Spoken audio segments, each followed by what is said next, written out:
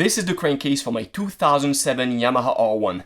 I'm super excited that I can finally finish it. So last video I welded, I had a big gap, big hole here after the accident, and this is fixed now. So what I need to do is I need to clean the entire thing, I need to degrease, I need to prime where I don't have paint, and then I need to paint. I got a high temperature primer and high temperature paint. So we should be all good with that, and then I'm gonna put it in the oven so it can cure. And after that, that means I can put that crankcase back on the engine and be done with the engine. So that's the goal here. Let's get to it.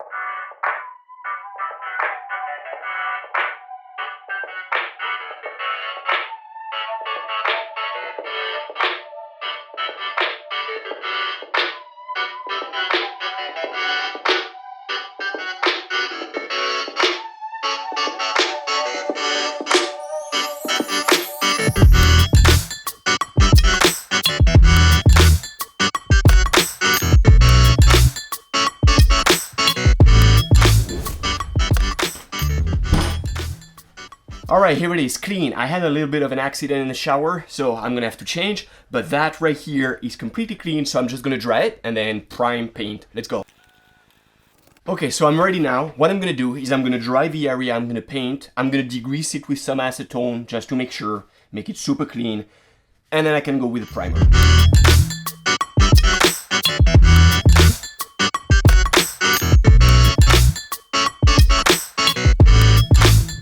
Alright, so that's what I have. I'm looking for small paint brushes because it's going to be like very intricate, very small areas to paint, so I don't want something big. The only thing I can find right now is a small foam brush and then a normal paint brush, and pretty small. This one is brand new, this one has been used before, so I'm going to use that. Okay, and then I have the primer. That's an engine primer, resist up to 500 Fahrenheit. It's from Rust-Oleum. Never used it before, brand new. I'm not gonna use it directly as a spray. What I'm gonna do is I'm gonna use that little box right here. I'm gonna spread it and then I'm gonna use those brushes. That's the reason why I just showed brushes. It's because I don't wanna go all over the place and then tape everything, because there is a lot of surfaces on that crankcase that need to stay the way they are. I don't wanna put some paint. As you can see, everywhere the bolts go, I don't want to put any paint. So yeah, I'm not gonna tape and I'm just gonna use my brushes. And then when I'm done with the primer, I think I need to wait, but I'm gonna tell you how long I need to wait. Then I will use the same brand, Rust-Oleum, engine enamel, 500 degrees again. That's what I have. So let's go. I am about to paint.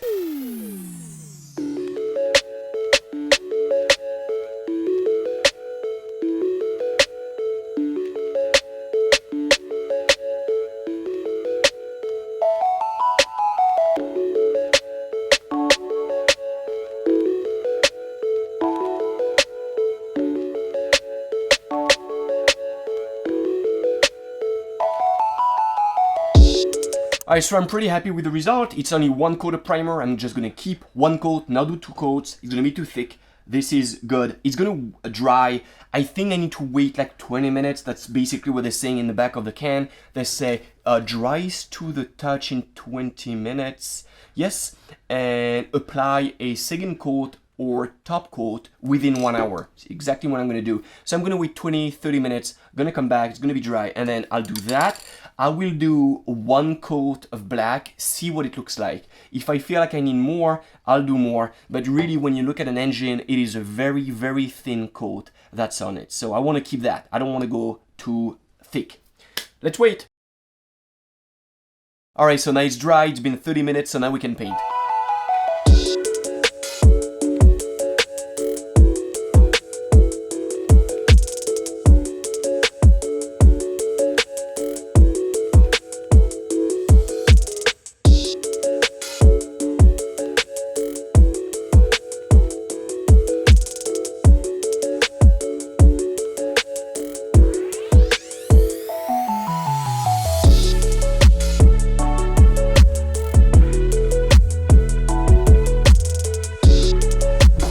Okay, done. So I put the crankcase for 2 hours and a half at 175 degrees Fahrenheit. 2 hours and a half, I just assumed it would have been a good time, and it was a good time. and 175 is the minimum I can go on my kitchen oven. That's done. The paint is dry to the touch and it looks good. Of course, the perfectionist in me is not so happy because the paint that you can see, so that's the original paint right here. It's pretty matte. And then when you look at this is kind of shiny glossy right here. Not a fan of that, but it doesn't matter. It's an engine. It's just, I wanted to paint to protect the aluminum, and it's done. I changed the strategy when I was painting. I was using my paintbrush. It didn't work so well, so I changed and I used a spray, and I just taped very, very quickly, and I didn't tape everything because it takes forever to do, and it's fine.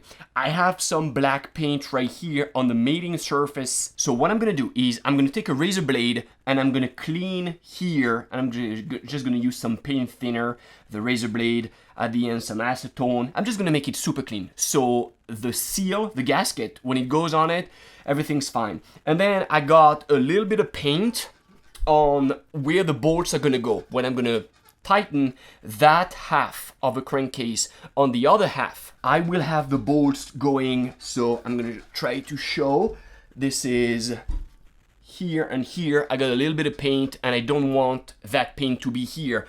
I want it to be like the other ones. You can see it's gray here. I hope we can see on the camera. So here and here, just gray. It's aluminum. When I say gray, it's aluminum. There is no paint on it.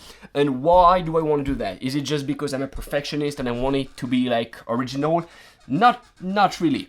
It's when I'm gonna tighten that bolt right here, I don't want to chip away paint that is between the bolt head and the crankcase. As I'm tightening that to the torque, I don't want that paint to chip, and then as my engine works, I don't want to have paint floating around in my oil. So I'm gonna clean that up. That's what I'm gonna do right now, and then I'm done with the preparation of that crankcase to go back on the engine. So let's go ahead and do that.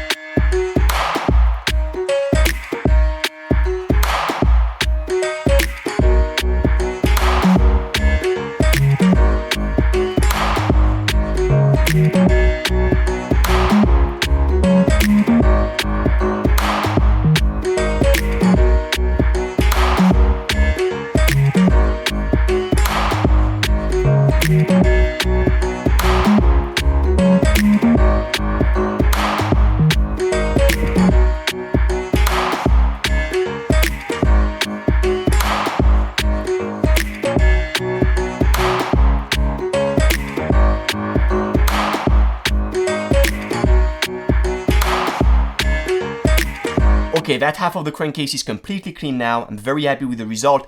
I cleaned the paint on that mating surface here, on those surfaces right here, and where the bolts are gonna go, right there. So super clean. I went back in the shower, used a bunch of hot water. As I was cleaning, there was some old oil that was stuck on the surface inside in tight corners. So I went ahead, every nook and crannies, I went and I brushed away. I used some dish soap, really trying to remove all that oil. And I used some acetone as well. It is super clean. The inside, the outside right here, that part is ready to be put back on the engine. The problem is the engine is not ready yet. So what I'm gonna do is I'm gonna bring the camera close to the engine. We're gonna remove the silicone that's on the mating surface that we removed right here, there.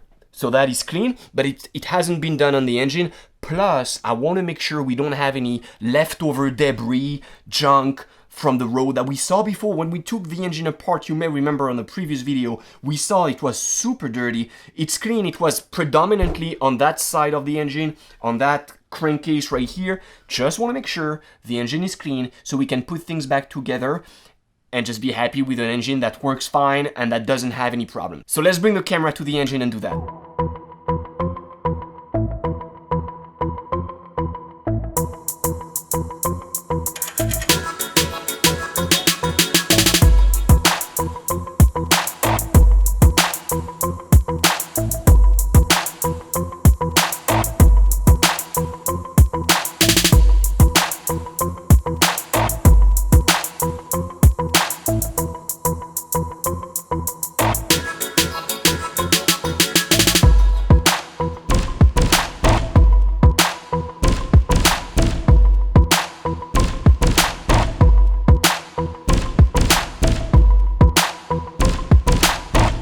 right, I'm pretty happy with the cleaning of that mating surface right here. I removed all the silicone, all the dirt. As I was doing it, especially on the inside edge of that mating surface, sometimes a little bit of silicone wasn't coming as I was putting it, but it was falling down as the engine is upside down right now. What I need to do is I need to use gravity as my friend this time and put the engine upright and try to be creative with that to remove everything that I have. Again, what is in the engine right now is very, very, very small, and it is silicone. It would not destroy an engine, but I really want to make sure that I got everything clean. So let's find a solution right now.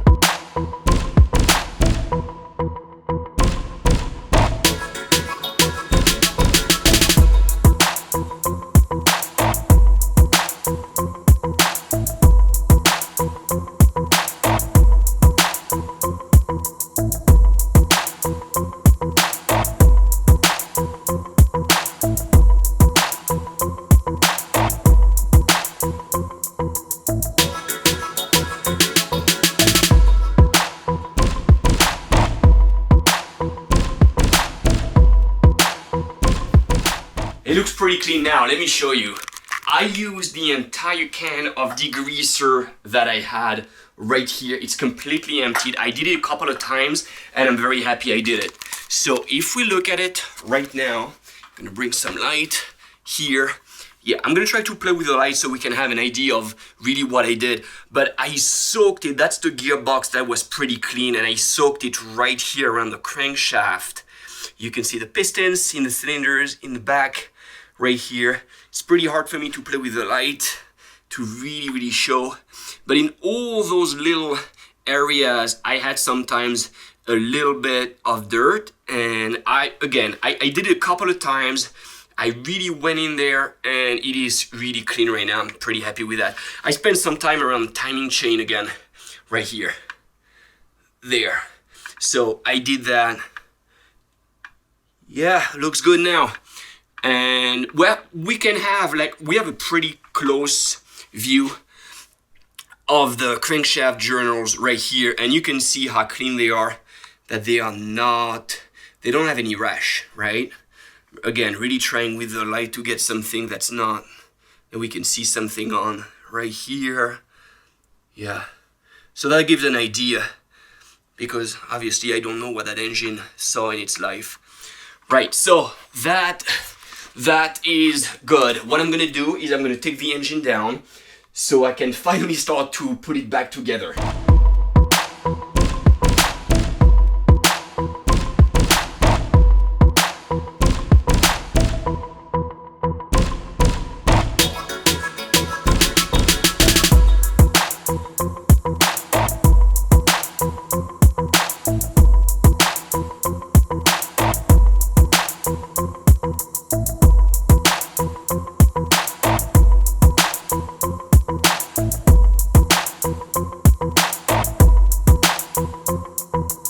Okay, everything looks really good right now. It's pretty much ready for reassembling. But before doing that, I want to have one last look on the lower crankcase. Okay, so very quickly, before we put that crankcase back on the motor, I want to show different things on this.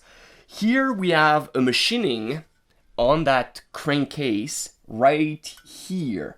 If you can see, you should be able to see an air inclusion in the cast that was revealed when the machining was done.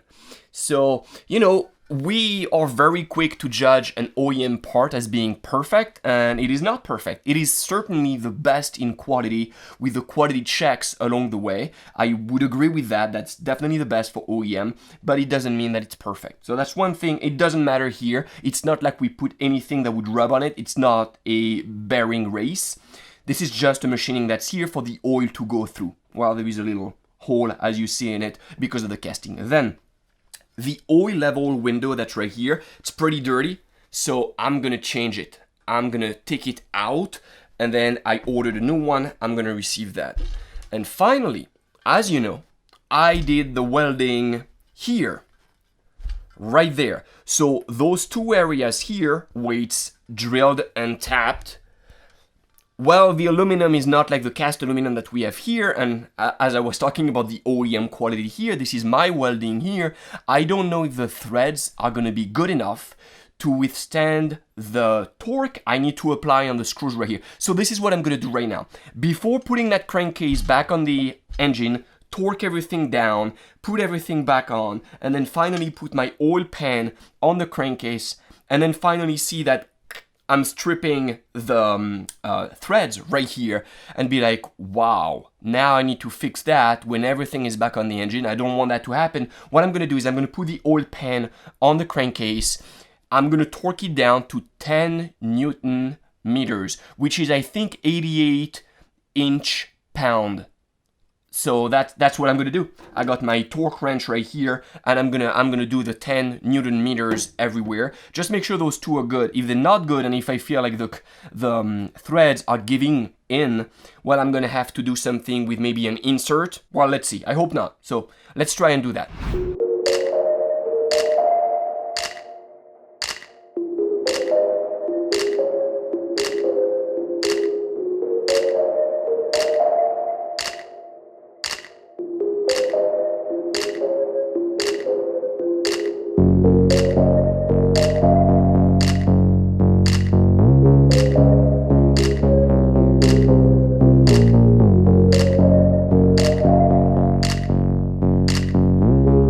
Alright, all done. I got that oil level window off. Then I had my bolts on my oil pan all torqued down on the crankcase. Everything went well. My threads where I did my welding hold up, so pretty happy that's working well here. Don't need to do anything else. Now we can go ahead and put that crankcase back on the motor.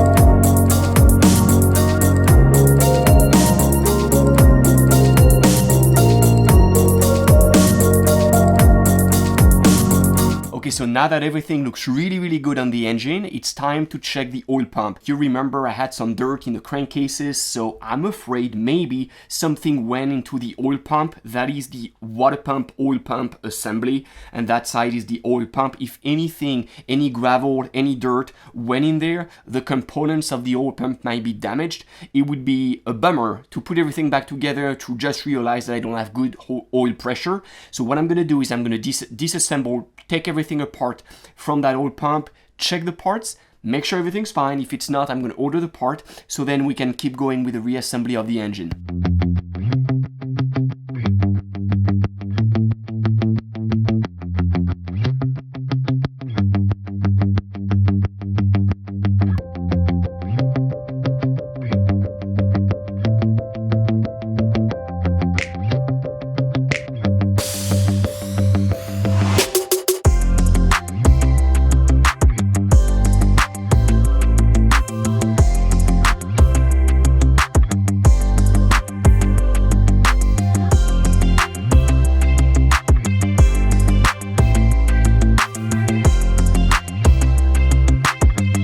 Alright, I checked the inside, the oil pump looks really good. Now it can go back on the engine.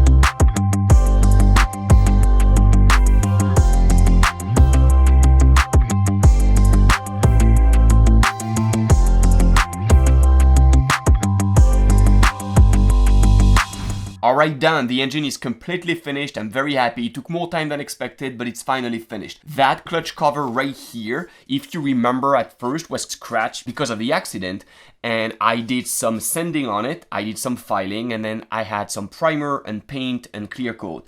I was very happy when I was doing my painting because it looks exactly like the engine. That's a metallic black, and that matched completely with the engine. So I was very happy to find the same reference of paint because that was not so easy.